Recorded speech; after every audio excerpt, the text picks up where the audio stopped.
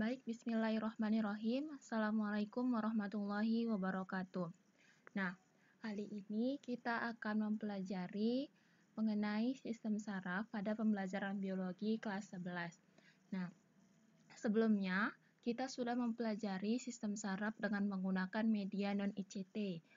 Media tersebut merupakan bentuk dari struktur sel saraf. Nah, sekarang saya akan menunjukkan bentuk dari media ICT mengenai sistem saraf yang telah saya buat. Nah, pada kali ini media tersebut berbentuk articulate storyline 3. Setelah saya buat dan saya publish, beginilah jadinya. Nah, setelah itu di sini saya akan menjelaskan mengenai sistem saraf menggunakan media ICT. Nah, di sini bisa dilihat media pembelajaran biologi sistem saraf oleh Mufidatul Husna Siregar dengan NIM 0310182042. Nah, selanjutnya pada media tersebut di sini saya akan menjelaskan mengenai KD dan KI, kompetensi dasar dan kompetensi inti dalam pembelajaran sistem saraf, kemudian tujuan pembelajaran, selanjutnya terdapat materi pembelajaran, dan terakhir terdapat pula kuis. Nah, kuis di sini untuk mengukur kepemahaman peserta didik dalam materi pelajaran. Lanjut saja. Di sini saya akan menjelaskan kompetensi dasar dan kompetensi inti dalam sistem saraf. Nah, kompetensi inti yang pertama yaitu kompetensi sikap spiritual, menghayati dan mengamalkan ajaran agama yang dianutnya. Yang kedua, kompetensi sikap sosial yaitu menghayati dan mengamalkan perilaku jujur, disiplin, santun, peduli, gotong royong, kerjasama, toleran, damai, bertanggung jawab, responsif, dan proaktif dalam berinteraksi secara efektif sesuai dengan perkembangan anak di lingkungan, keluarga, sekolah, masyarakat, dan lingkungan alam sekitar, bangsa, negara, kawasan regional, dan kawasan internasional. Selanjutnya, kompetensi inti yang ketiga, memahami, menerapkan, menganalisis pengetahuan faktual, konseptual, prosedural berdasarkan rasa ingin tahunya tentang ilmu pengetahuan, teknologi, seni budaya, dan humanira dengan wawasan kemanusiaan, kebangsaan, kenegaraan, dan peradaban terkait penyebab fenomena dan kejadian, serta menerapkan pengetahuan prosedural pada bidang kajian yang spesifik sesuai dengan bakat dan minatnya untuk memecahkan masalah. Kompetensi inti yang keempat, menunjukkan keterampilan menalar, mengolah dan menyaji secara efektif, kreatif, produktif, kritis, mandiri, kolaboratif, komunikatif, dan solutif dalam ranah konkret dan abstrak terkait dengan pengembangan dari yang dipelajarinya di sekolah, serta mampu menggunakan metode sesuai dengan kaidah keilmuan. Nah, inilah kompetensi inti yang harus dicapai dalam pembelajaran sistem saraf. Selanjutnya, terdapat pula kompetensi dasar yang harus dicapai dalam pembelajaran sistem saraf. Kompetensi dasar 3.10 menganalisis hubungan antara struktur jaringan penyusun organ pada sistem koordinasi dan mengaitkannya dengan proses koordinasi sehingga dapat menjelaskan peran saraf dan hormon dan alat indera dalam mekanisme koordinasi dan regulasi serta gangguan fungsi yang mungkin terjadi pada sistem koordinasi manusia melalui studi literatur, pengamatan, percobaan, dan simulasi. Nah, di sini kompetensi 3.10 merupakan kompetensi yang harus dicapai. Kemudian kompetensi 4.10 menyajikan hasil analisis data dari berbagai sumber, studi literatur, pengamatan, percobaan, dan simulasi, pengaruh pola hidup dan kelainan pada struktur dan fungsi organ, sistem koordinasi yang menyebabkan gangguan sistem saraf, dan hormon pada manusia melalui berbagai bentuk media informasi. Selanjutnya, setelah saya menjelaskan kompetensi inti dan kompetensi dasar yang harus dicapai dalam pembelajaran sistem saraf, adapun tujuan pembelajaran dari sistem saraf ini merupakan yang pertama, mengetahui bagaimana struktur dari sel saraf. Pada media ICT di sini, saya akan menjelaskan yang pertama, apa itu sel saraf. Yang kedua, saya akan menjelaskan struktur sel saraf. Yang ketiga, saya menjelaskan pembagian sel saraf dan fungsinya sesuai dengan tujuan pembelajaran. Dan ketiga, mengetahui dan menjelaskan bagaimana mekanisme kerja sel saraf. Nah, inilah tujuan dari pembelajaran. Selanjutnya, materi pembelajaran. Nah, pada materi pembelajaran, di sini saya akan menjelaskan mengenai sistem saraf, pengertian dari sistem saraf, kemudian terdapat struktur sel saraf, bagaimana bentuk dari sel saraf sehingga saraf-saraf kita ini bisa bekerja. Kemudian yang ketiga, pembagian sel saraf dan fungsinya. Dan terakhir, mekanisme kerja sel saraf. Nah, dari seluruh materi ajar ini, saya ajarkan dan saya jelaskan untuk mencapai tujuan pembelajaran yang telah saya jelaskan tadi. Nah, lanjut saja. Pertama, saya akan menjelaskan mengenai pengertian dari sistem saraf. Nah, apa yang kalian lihat dari gambar tersebut? Di sini terdapat gambar seorang anak lelaki yang menginjak paku. Nah, kalian ketika menginjak paku, apa yang akan terjadi? Apakah kalian langsung meloncat, ataukah kalian langsung kesakitan, ataukah kalian langsung menjerit? Selanjutnya, apa yang kalian lihat dari gambar tersebut?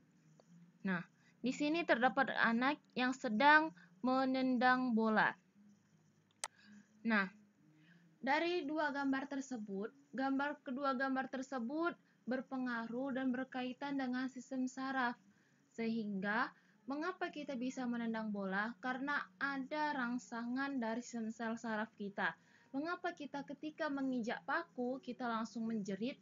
Karena tadi ada rangsangan dari sel saraf kita. Maka, sistem saraf adalah sistem koordinasi atau sistem kontrol yang bertugas menerima rangsangan, menghantarkan rangsangan ke semua bagian tubuh, dan sekaligus memberikan tanggapan terhadap rangsangan tersebut.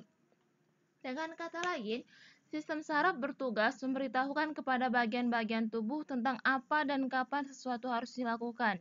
Jadi, sistem saraf ini merupakan jaringan komunikasi dalam tubuh. Sehingga, jika kita misalkan dicubit oleh teman kita, maka kita langsung menjerit. Tersebut karena terdapat rangsangan.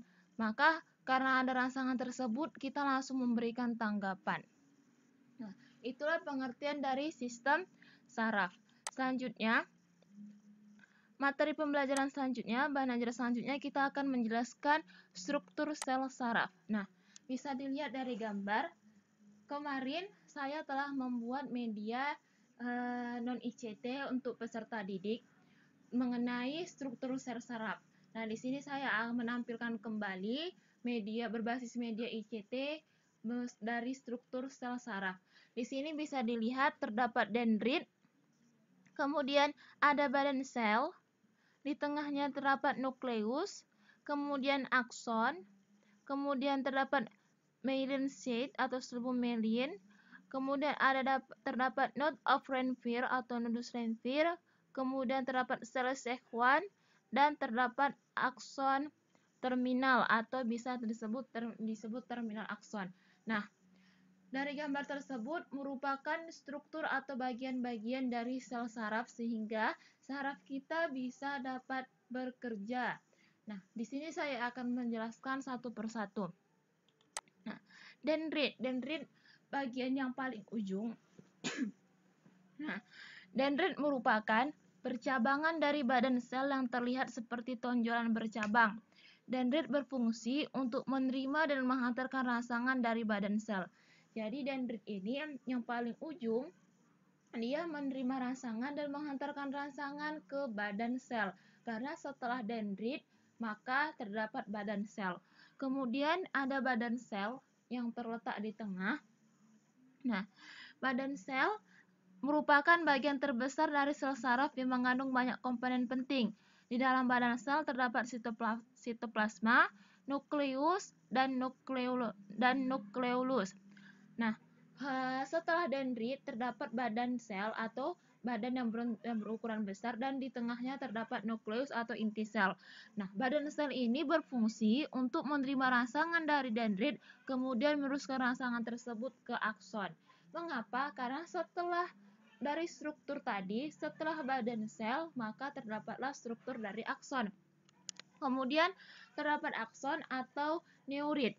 Nah, akson adalah serabut sel saraf panjang yang terlihat seperti penjuluran dari badan sel. Neurit mirip dengan dendrit. Bedanya, neurit hanya ada satu buah dan berukuran lebih besar serta lebih panjang. Nah, akson ini berperan dalam menghantarkan impuls dari badan sel menuju efektor seperti sel otot atau sel kelenjar. Nah, untuk menjalankan fungsinya, di dalam akson ini terdapat struktur yang disebut neurofibril. Nah, beberapa sel saraf neuritnya dibungkus oleh selaput yang disebut selaput myelin. Itulah selaput myelin yang membungkus akson yang terdapat di dalam struktur sel saraf tadi. Kemudian terdapat selaput myelin atau pembungkus akson. Nah, selaput atau selubung myelin adalah selaput pembungkus neurit atau akson. Selubung myelin tersusun dari lemak. Selaput myelin mempunyai segmen-segmen dan lekukan di antara dua segmen disebut nodus Ranvier. Selaput myelin ini dikelilingi oleh sel Schwann. Nah, sel Schwann nanti akan saya jelaskan apa itu sel Schwann, tapi tadi sudah dilihat pada struktur sel saraf terdapat juga sel Schwann. Nah, fungsi dari selaput myelin ini adalah untuk melindungi sel saraf dari kerusakan dan mencegah bocornya impuls serta mempercepat hantaran impuls yang masuk. Selubung myelin ini diproduksi oleh sel glia. Selanjutnya, setelah sel selaput myelin terdapat juga sel Schwann. Nah, sel Schwann adalah sel yang mengelilingi selubung myelin. Sel Schwann akan menghasilkan lemak yang membungkus neurit berkali-kali lipat sampai terbentuknya selubung myelin. Sel Schwann berfungsi untuk mempercepat jalannya impuls, menyediakan nutrisi bagi neurit, dan membantu regenerasi dari neurit. Selanjutnya, setelah sel Schwann terdapat nodus Ranvier. Nah, nodus Ranvier adalah bagian antara dua segmen selubung myelin. Nodus Ranvier ini berfungsi sebagai loncatan impuls saraf agar sampai lebih cepat ke tempat tujuan. Dan terakhir terdapat sinaps atau terminal akson. Adalah celah yang terdapat pada pertemuan satu neuron dengan neuron lainnya. Setiap sinapsis ini menyediakan koneksi antar neuron sehingga memungkinkan terjadinya pertukaran informasi antar neuron tersebut. Nah, sinapsis ini nanti ketika dalam struktur sel saraf, sinapsis ini dia berdekatan dengan dendrit yang lain sehingga terjadi penghantaran rangsangan atau tanggapan dari satu sel saraf ke sel saraf yang lainnya. Nanti di sini saya akan menyediakan video bagaimana mekanisme kerja sel saraf untuk menambah pemahaman peserta didik. Nah, setelah saya menjelaskan mengenai struktur sel saraf, kemudian di sini saya akan menjelaskan pembagian sel saraf dan fungsinya. Dari struktur sel saraf tadi, maka sel saraf dibagi menjadi 3 berdasarkan fungsi. Yang pertama, neuron sensorik, yang kedua neuron motorik, dan yang ketiga neuron asosiasi. Nah, dari gambar di sini saya cantumkan masing-masing memiliki gambar dari neuron sensorik, neuron motorik, dan neuron asosiasi. Yang pertama saya akan menjelaskan neuron sensorik. Nah, bisa dilihat bagaimana bentuk dari struktur neuron sensorik. Nah, di sini neuron sensorik, dendritnya berhubungan dengan reseptor dan neuritnya berhubungan dengan dendrit neuron lain. Sel saraf sensorik adalah jenis sel saraf yang berfungsi untuk menghantarkan impuls dari reseptor di tubuh ke sistem saraf pusat atau otak dan susun tulang belakang. Sel saraf ini sering juga disebut dengan sel saraf indera. Jadi neuron sensorik ini berfungsi menghantarkan reseptor yang ada di tubuh kita ke otak atau ke susun tulang belakang sehingga terjadilah suatu tanggapan. Kemudian bisa dilihat bagaimana bentuk dari neuron sensorik. Di sini tetap ada dendrit, tetap juga ada badan sel dan nukleus, begitu juga tetap ada akson. Selanjutnya dan lainnya. terdapat neuron motorik. Nah, di sini ada gambar dari neuron motorik. Nah, sel saraf motorik ini adalah jenis sel saraf yang berfungsi untuk menghantarkan impuls dari sel sistem saraf pusat ke sel otot atau kelenjar, sehingga tubuh akan menanggapi rangsangan tersebut dengan bergerak atau menghasilkan suatu produk sekresi. Nah, sel saraf motorik ini biasanya mempunyai dendrit yang pendek dengan akson yang sangat panjang. Bisa dilihat ini dendritnya yang sangat pendek dan aksonnya yang sangat panjang. Ya, sel neuron motorik inilah yang menghantarkan impuls dari sistem saraf pusat ke otot sehingga bisa terjadi tanggapan, misalkan seperti yang kita lihat tadi, ketika kita menginjak atau terinjak oleh paku. Nah, neuron motorik di sini berfungsi. Kemudian terakhir ada neuron asosiasi. Bisa dilihat bagaimana bentuk dari neuron asosiasi. Nah, sel saraf konektor atau intermediate atau bisa juga disebut asosiasi. Ini merupakan jenis sel saraf yang berfungsi untuk menghubungkan sel saraf motor dengan sel saraf sensorik. Jadi neuron asosiasi ini berfungsi untuk menghubungkan antara sel saraf motorik dengan sel saraf sensorik. Nah, atau berhubungan dengan sel saraf lain yang terdapat di dalam sistem saraf pusat. Serabut saraf, akson dan dendrit dari sel ini berhubungan dalam satu selubung dan akan membentuk urat saraf, sedangkan badan selnya berkumpul di satu tempat untuk membentuk ganglion saraf. Nah, inilah bentuk bagaimana ketika struktur dari sel saraf sensorik, ketika sel saraf neuron sensorik dan motorik ketika dihubungkan oleh sel saraf asosiasi. Bisa dilihat ketika ini digabungkan dan disatukan, maka terbentuklah seperti struktur dari sel-sel saraf.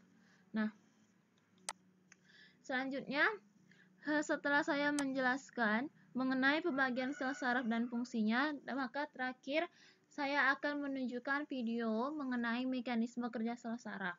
Nah, video ini akan membantu untuk pemahaman siswa terhadap bagaimana sih kerja sel saraf tersebut. Bisa Neuron. lihat videonya. Kita semua tahu bahwa sel saraf merupakan sel yang mengantarkan impuls listrik di tubuh kita. Otak kita terdiri dari sekitar 86 miliar sel saraf yang bekerja sama dalam menerima maupun menghantarkan impuls antara otak dan seluruh bagian tubuh lainnya. Tapi sebenarnya bagaimana sih cara kerjanya?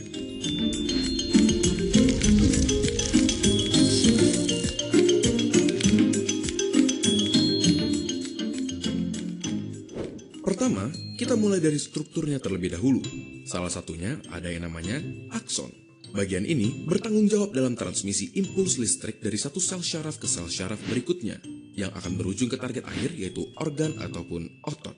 Setelah itu, kita juga punya dendrit. Dendrit adalah struktur yang bertanggung jawab dalam menerima impuls dari sel syaraf lainnya, dari organ maupun otot, ataupun dari otak. Impuls listrik ini akan bergerak dari dendrit melalui badan sel, yaitu struktur lain di sel syaraf yang berisi nukleus, suatu organel yang berisi material genetik yang mengatur pertumbuhan dan perkembangan dari si sel syaraf. Selain itu, ada banyak sel syaraf yang memiliki struktur bernama selubung mielin yang membantu dalam kecepatan konduksi impuls listrik yang melewati sel syaraf. Tahu nggak? Konduksi listrik di badan kita bisa mencapai 120 meter per detik di sel syaraf yang mempunyai selubung mielin. Oke, kita sudah mendapatkan gambaran dari struktur sel syaraf. Tetapi, bagaimana dengan transmisi impulsnya? Bagaimana caranya otak kita menyuruh jempol kita misalnya untuk bergerak? Di awal, melalui suatu mekanisme yang kompleks, otak kita membentuk sesuatu yang bernama potensial aksi dan meneruskannya sepanjang syaraf yang bertanggung jawab untuk menggerakkan jempol. Di dalam syaraf ada beberapa kabel, dan di dalam kabel-kabel ini terdapat sel syaraf. Di antara satu sel syaraf ke sel syaraf berikutnya, ada celah yang bernama sinaps. Jadi, potensial aksi yang merupakan si listrik akan diterima oleh dendrit di sel syaraf pertama, diteruskan melalui tubuhnya dan mencapai akson. Di beberapa neuron atau sel syaraf pertama, ada sesuatu yang bernama neurotransmitters, suatu zat kimia yang berperan dalam konduksi listrik dari satu sel syaraf ke sel syaraf berikutnya. Neurotransmitter akan dilepaskan ke sinaps dan menghasilkan suatu potensial aksi di sel syaraf kedua. Di sini, listrik tersebut akan dioper dari satu sel syaraf ke sel syaraf berikutnya. Sampai akhirnya, sel syaraf terakhir menyampaikan si listrik ke otot yang bertanggung jawab dalam menggerakkan si jempol. Alhasil, jempol kita pun berhasil digerakkan. Nah, tadi sudah bisa dilihat bagaimana mekanisme kerja sel saraf. Nah, jadi contohnya tadi kenapa kita bisa menggerakkan atau jempol kita bisa bergerak. Nah, karena ada perintah dari otak kita untuk menggerakkan jempol kita tadi. Karena dalam tubuh kita itu terdapat seperti listrik, ataupun dalam itu terdapat susunan dari struktur-struktur sel-sel saraf yang berfungsi untuk mengantarkan impuls tadi atau rangsangan tadi, sehingga kita akan memberikan tanggapan. Nah, setelah saya menunjukkan bagaimana video mekanisme dari kerja sel saraf, maka yang terakhir adalah saya membuat kuis. Di sini terdapat kuis untuk bisa dikerjakan oleh peserta didik. Nah, kuis ini bertujuan untuk menambah kepemahaman peserta didik dan sekaligus untuk menilai sampai mana peserta didik paham terhadap materi yang sudah disajikan.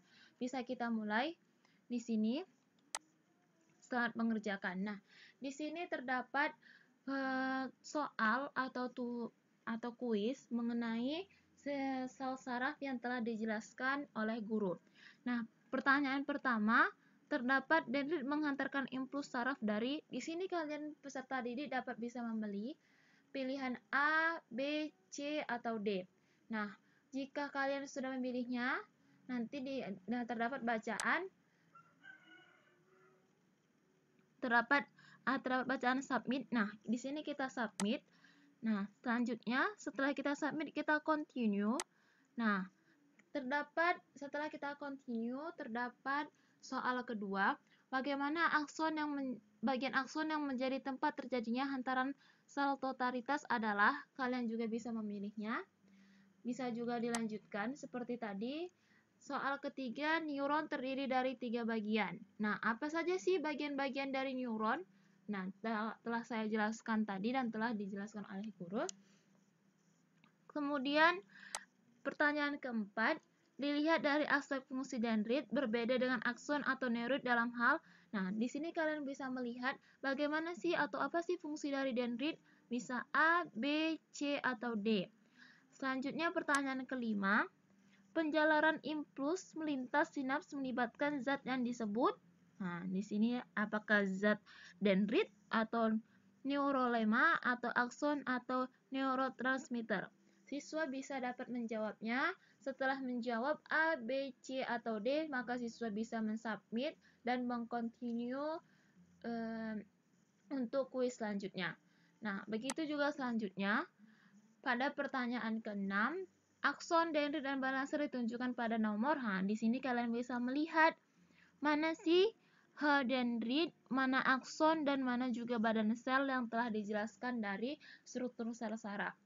Selanjutnya pertanyaan ke-7, serabut pembungkus akson yang ada di bagian dalam yaitu, nah kalian bisa menjawab A, B, C, atau D.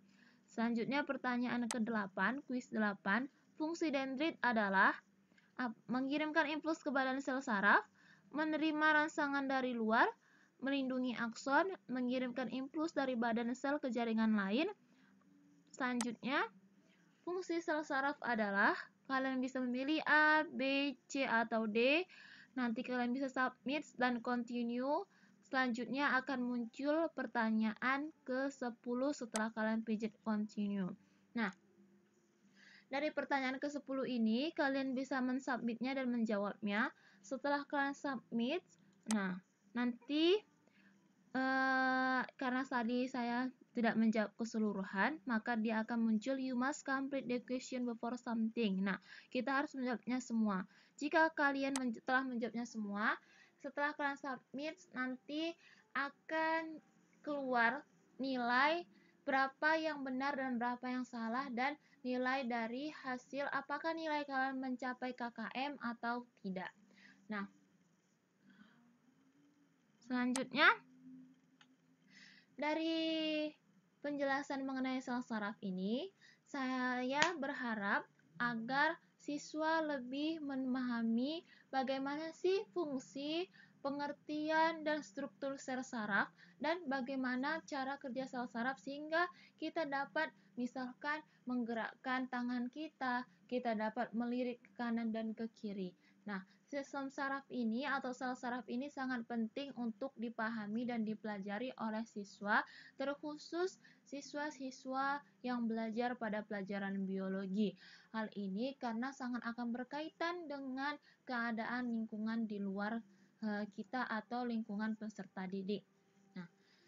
Nah, setelah saya menjelaskan dan siswa juga dapat menjawab kuis-kuis tadi, di situ nanti akan ditemukan seberapa besar kepemahaman siswa dalam materi sistem saraf ini, sehingga akan mempermudah guru untuk melakukan evaluasi apakah siswa tersebut akan lanjut ke pelajaran selanjutnya atau mengadakan remedial atau pengulangan bagian yang belum dipahami siswa. Nah, mungkin itu saja hasil presentasi atau hasil media ICT yang telah saya buat sebagai media pemahaman peserta didik pada mata pelajaran biologi materi sistem saraf kelas 11. Terima kasih. Wassalamualaikum warahmatullahi wabarakatuh.